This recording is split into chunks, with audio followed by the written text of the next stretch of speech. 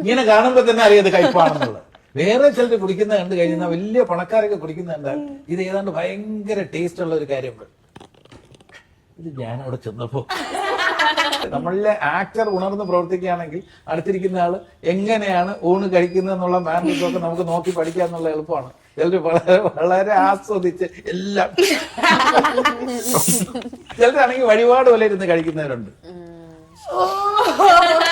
വേറെ ചിലരുടെ ബുദ്ധി അപ്ലൈ ചെയ്യുന്ന കാണാൻ ഇവിടെ ഇവിടെ പപ്പടം കിട്ടിയില്ല എന്ന് പറഞ്ഞ് ഇവിടെ വരാൻ നേരത്ത് ഇവിടെ ഒരെണ്ണം കൂടെ ഇടും. എനിക്ക് കുറച്ചുകൂടെ അവയില് വേണം എന്ന് ചോദിക്കാം.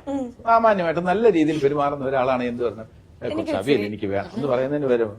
ചിലര് അങ്ങനെയല്ല, ദോഷൈക ദൃക്കുകൾ അവിയൽ വീണ്ടും തരൂല്ലായിരിക്കും. അവനവന്റെ ഒരു അസംതൃപ്തി ഏതെങ്കിലും രീതിയിലൊക്കെ അവിടെ ഇരുന്ന് പ്രകടിപ്പിക്കുന്നവരുണ്ട്. 4 പാരിതൊന്നുമില്ല, 3 ഉള്ളൂ. വേറൊരാൾ പറയും യുവമാരെ എന്റെ ഡയബറ്റീസ് കൂട്ടും കേട്ടോ. ഇതെല്ലാം നമ്മള് ഒബ്സർവ് ചെയ്യണം.